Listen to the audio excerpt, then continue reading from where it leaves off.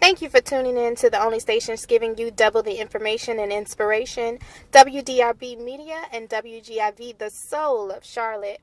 This is Miss Carmen, your host of Carmen and Cream, and we're continuing our discussions in my series called The Family Unit. We are in part 4 called Sparks and Flow. That is the electricity, the intimacy, the chemistry of the relationship. So I know I talked before in one of the parts about the importance of the different levels of the relationship. You know how the young kids say it's levels to this. So yeah, we're gonna do 4 weeks of Sparks and Flow. Week 1, which is today, we're going to be talking about intimacy in the friend relationship. Next week will be intimacy in the committed relationship, intimacy within the marriage, and then we're going to close with keeping it fun for the entire family. How to keep that energy flowing for everyone. Now, in the friend relationship, which should be familiar to me because I just transitioned from, the friend relationship to a committed relationship. What was it, 4 months ago? So I should be familiar with that, right? But it seems like so long ago. I seem like I've been with my boyfriend forever. And that's how it seems. It seems like I've known him forever. It seems like I've known his family forever. Like we've just been doing our thing forever, but it hasn't been. It's been about 4 months. So I know, and when you hear me talk about him, it seems like we would have been together for 4 years, huh? So yeah, there you go, people. You got a little bit of insight that we've been together for only 4 months. But it's important to keep the intimacy in the friend relationship. And when I say intimacy, I'm just mean closeness. I know when people hear the word intimacy, then it's like, ooh, it's like the bound chicka wow wow. Bound chicka wow wow. No, I'm not talking about the bound chicka wow wow. We can talk about that in the 3rd week when we talk about the marriage relationship. But no, I mean just the little intimate moments, the communication moments. I think that's my favorite thing about the friend relationship, the intimacy when it comes to communicating with each other and just getting to know each other on that deeper level and feeling so connected when you find out things that you have in common or, find common interests and that you like to do the same things and things of that nature. It gives you I guess it releases endorphins or something. It just makes you happy. It just makes you happy that you heighten your relationship just by talking and just by getting to know each other. So I would say the biggest factor in intimacy in the friendship relationship would be communication. And it's no pressure. You don't have to, get physical, kissing, holding hands, and all of that stuff. Like, you can just have a good time, go out. It can be nothing. Like, it can be a date, or if you want to call it a date with your friend, it can be one, but you don't have to feel pressure. You don't have to feel pressure to cover the bill or just think of something so cool and creative that you can woo somebody with or whatever. You can just be yourself and hang out and have fun and just enjoy the quiet moments together, enjoy the loud moments together, just build that bond and get that intimacy going within the relationship without all of the extra, without all the physical stuff. And the best thing and the beauty about that is that all of the consequences that come along with having a physical relationship and skipping the friendship part and getting to the committed relationship part or getting to the marriage part, the beauty of it is that you don't have any of those consequences that come along with if it doesn't work out, if it was the wrong decision. You don't have any of those consequences that come along with it. So like if you were friends and being friends with benefits, you don't have the consequence of possibly getting hurt because you've caught feelings.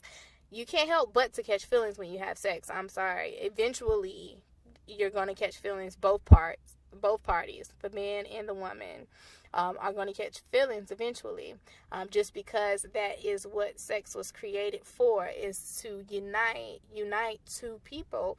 And so when you're engaging in an activity that is created to unite, then you can't help but to be attached. And so just having that friend relationship without all of that, you just avoid all the consequences of being heartbroken, of feeling like you're not good enough, feeling like the other person can't talk to or date anyone else because the two of you are having sex. The consequences of possibly, getting STDs because you don't feel like you have to be committed to this one person, or the consequence of having a child out of wedlock, which you can make that situation work. You can fix it in a way. You can kind of fix it in a way to where that situation works out for you. But just because it works out for you doesn't mean that it's the best thing for you. Like me and my son's father have been friends for 15 years. We were friends for about 13 years before we conceived our son.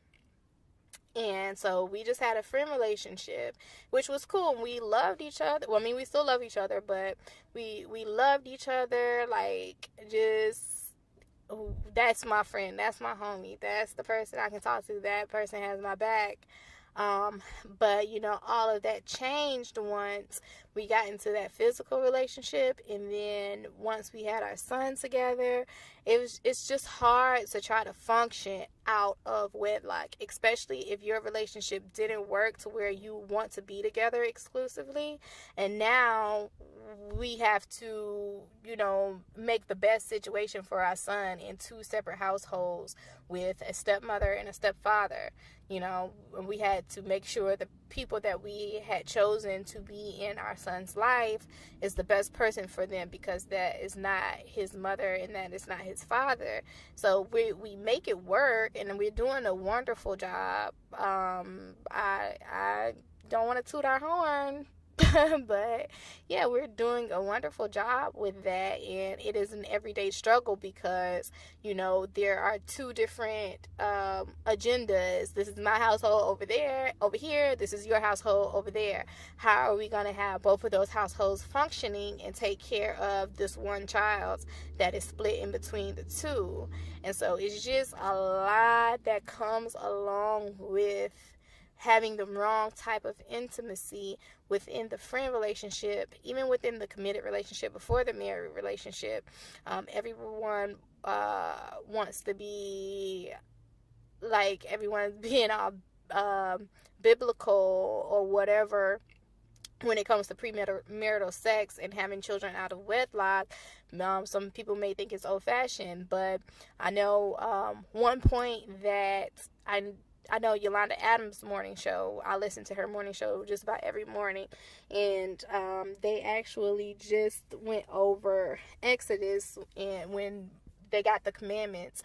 And she always says, yeah, the Bible, God's instruction, God's commandments are not to limit you. It's for you to have the best possible situation that you can have. If you follow God's word, you will have the best situation that God intended for you to have. And I know I'm reading The Way. I know I'm giving people all this free publicity, free plugs, but I'm sure these are people that in my life right now I probably wouldn't even be able to reach, Lord willing, I will be able to meet these people one day. But I'm reading The Wait, which is Megan Good's book, and I always forget her husband. I'm so sorry, I always forget his name. Um, um, but I'm reading their book, and one point that they call it God's Plan A, in which I believe the same, that there are different plans for your life depending on your will. Uh, God didn't plan out for you to um, didn't plan out for you to be overweight and have, bad health and then die from a heart attack. Like, he didn't plan that out, like the most horrible situation for you. You have the decision to eat healthy. You have the decision to exercise. You have the will. It's all what it depends on your will. And so I believe that if you partake in certain actions, then there will be certain consequences that God will allow to happen to you. The devil is always busy. He's always working every day to put something on us that will harm us. He comes to steal, kill, and destroy. So therefore, there are certain things where your actions, where God will step out of the picture. A lot of times he's with us, he's blocking us, he's protecting us, he's being our fence. But when you make decisions that don't include him and don't include his will and his word, then you just open up the door for horrible things to happen to you. And so they make the point that they wanted God's plan A to be their plan for their relationship, not his plan B. So they felt like if they had sex, then God would have gone to plan B. Okay, you guys didn't wait for marriage. You had sex, it was unprotected, now she's pregnant. I still want you all to be together, but you're just going to have a totally different life from what I had planned out the first time. You could have had a great life, my plan A, but now you've decided to make this decision, so let's go to plan B. And then there's plan C, plan D, and so forth and so on, and to where God removes himself from your life. I don't know I don't know the letter of plan that would be. That would be the end for you. I know that much. But yeah, he can just remove himself from your life, period, if that is your will. And that just opens up the floodgates for just bad things to just come your way and for you to face those consequences. And so with the friend relationship and the intimacy, there is just the simple things, the simple joys, and you just don't have to sweat it. You don't have to worry about those consequences that come along with all that extra stuff that can be going on and cause problems in your friendship, and to basically doom your friendship. I'm not saying that it's going to be doomed if you have a friends and benefits situation. Some people, had those. Some people are married now or whatever. Not saying that it doesn't work. I'm just saying that it's not going to be the best that you've ever experienced. It's not going to be anything beyond your imagination. That your life with that person, it's just so many things and so many blessings that can come your way when you do things the right way in the correct order. And so I guess we can close there and get into the committed relationship, intimacy within the committed relationship next week. I hope you all got a little something from that. Check me out on my Facebook. That's CarmenWGIV. You can also check me out on Twitter and Instagram at CarmenNCream. That's CarmenN Cream, CREAM. I post there often. I have some insiders, some things that I'm doing, like The Wait. You can see the book there. I have Bible plans that my boyfriend and I are doing right now. I have DIY stuff. So hit me up. I follow back. I tweet you out. I mention you on Instagram and all that good stuff. Thank you so much for tuning in, and I'll talk to you all next week.